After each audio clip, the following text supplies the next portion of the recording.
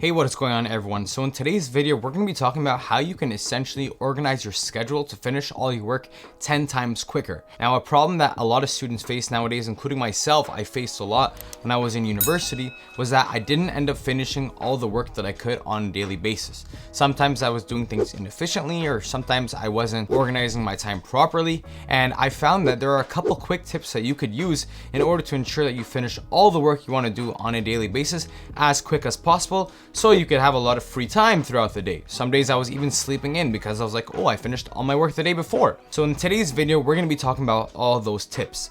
Now, the one key thing that I will talk about in this video is that you need to have a calendar system, something like Notion or Apple Calendar, something that can be synced between all your devices and that you could access always on the go. Something also that gives you notifications. So this is going to be really important for when you're inputting all of your deadlines and any assignments that you have due or exams. You need to input it all at the beginning of the semester in order to make sure that you don't finish any of them. Now, like I said, at the beginning of every semester, you want to make sure that for every single deadline that you have, you put it inside this system, whether that's your reminders app, Notion, Apple Calendars, put it all in this system so that you could see in advance when your assessments are coming up. This way, you don't have to keep looking on your syllabus or on your class website and finding all the information because you already have it on your devices. This is also really good because you could foresee when you need to start studying for those classes. So now I'm going to take you guys through a full day of what I used to do when I was in university. As you guys all know, we have 24 hours in a day. Now, you could sleep for either 6, 7.5 hours or 9 hours. I made a video discussing why these are the best hours to sleep. 9, I would say, is actually too much. Research shows it's actually useless to study that much. However, 7.5 hours is actually the optimal amount of time that you should be sleeping for. Now, I did go more in depth on it in a previous video, but essentially your sleep cycle is 1.5 hours. So 7.5 hours is actually, what is that? 1.5 hours, 3, 4.5, 6, 7. So that's actually 5 sleep cycles, and that is an optimal amount of time to sleep. So 24, we're going to subtract 7.5 hours. Now let's move on. Let's say you have 5 hours of class a day. Obviously on weekends you don't have class, but we're assuming the worst day possible and seeing how much work we can actually get done. So let's say you have 5 hours of class. Honestly, I don't think you guys have 5 hours of class, but we're assuming the worst, like I said. Then we're gonna subtract another 3 hours for the regular duties you do on a daily basis, like cleaning, driving, dressing up, going to class, maybe showering, brushing your teeth. All those duties that you do, like the cleanup work, all the regular responsibilities you have to do on a daily basis, we're gonna subtract 3 hours for that. So now you have 8.5 hours of your day to complete everything else. What I actually recommend is using 4.5 of those hours to study and the rest to literally just chill, do whatever you want. If you have a side hustle, doing that, extracurriculars, club events, whatever. But that 4.5 hours is very key that you use it very efficiently, and it's key that you organize it properly so that you're not wasting the time that you could be using just chilling and not really doing much in those other 4 hours of your day. So let's talk about what you're actually going to be doing in those 4.5 hours every single day that you're in school and that you have time to study. In this 4.5 hour study block, so to say, some people like creating hourly schedules. Now, I don't like creating hourly schedules just because with an hourly schedule, if you fall behind, you end up feeling very, very guilty. Sorry about my dog barking if you guys can hear him. But basically, in this 4.5 hour study schedule, you want to make sure that the first thing you're doing in this is you're reviewing all the previous concepts you've learned. This is super important so that you don't need to cram later on when exam day comes or when your exams are coming up. When you review 1 or 2 hours in your study schedule every single day, when the actual exam comes up, you're not going to be as stressed out and you're actually going to do much better. Now, we actually know that studying very little over a long period of time is more beneficial than studying a lot on one specific day. This is proven through a bunch of research articles, and I'm sure your parents have also told you that if you study the same concept every single day, or if you study it a couple times a week, come exam time, you're going to do much, much better. And that is very true. For the rest of the time, you're going to be doing all the other stuff you need to do aside from studying, like your lab reports, homework, assignments. Maybe you need to write an essay or a paper. Maybe you need to do some research on something, whatever. All those other tasks that you need to do that aren't quote unquote like memorization heavy, that's what you're going to be doing in the rest of your time. And this is really good because then you have a balance of both studying and finishing your work.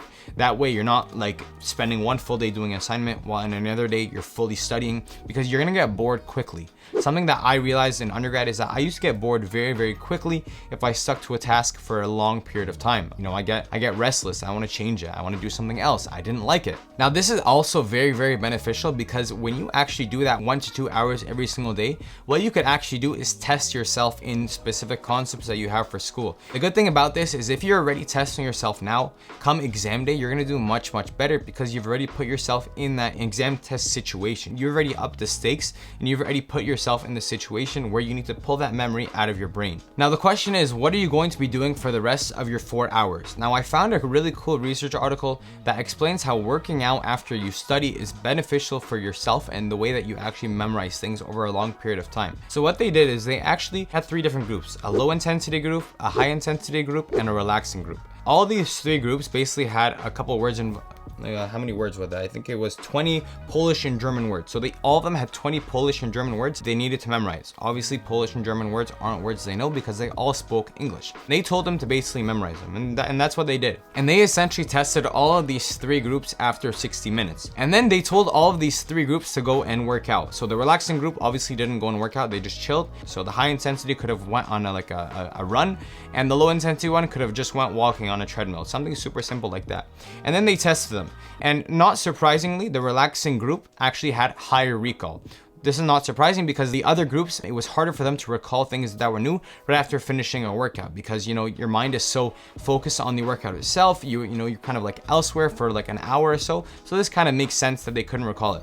However, come 24 hours after, we actually find that the high intensity group, the group that did high intensity exercise after learning these vocabulary words, actually ended up performing better than they did the day before. This is basically explaining how they were able to kind of allow that memory to sink in, and they were able to recall it better the next day. So again, this goes to show how after working out, you might not be able to recall things as good, but after one day, their memory actually got better. But the relaxing group actually did considerably worse. I think the difference was they actually remembered almost 1 less word. It was 0.8 words less.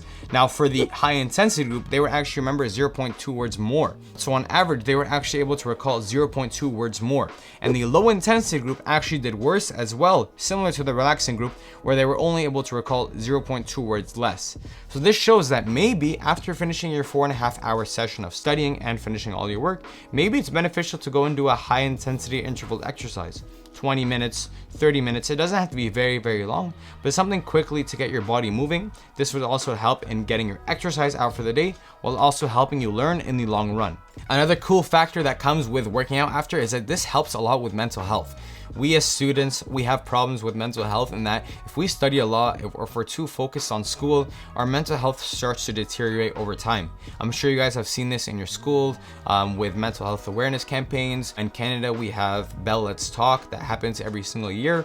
Specific things like that are very important for keeping your mental health at bay. If we don't have something, we don't have hobbies, we don't have things that we could do to take our mind off of school, then our mental health starts to deteriorate over time, and that becomes obviously not good. It's also good for our physical health because, you know, if you work out, you'll also be able to live longer, yada yada. You guys have definitely heard this before, but working out has a lot of benefits for it. Now I have 3 bonus tips very quickly. The first one is be flexible with your schedule. You won't always end up getting all the work done that you want. The next thing is to make sure that you study the concept you learned in class on the exact same day to make sure that you fully understand it. And the final thing is that you want to make sure you never fall behind on learning. If you fall behind on learning, then it's going to take you a longer time to understand it later on and you'll end up procrastinating. That is essentially all I have to say for this video.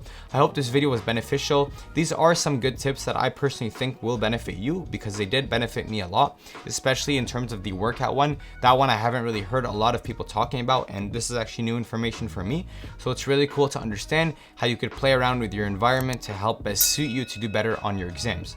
Thank you guys so much for watching this video. I really hope you guys enjoyed it. Take care and take it easy.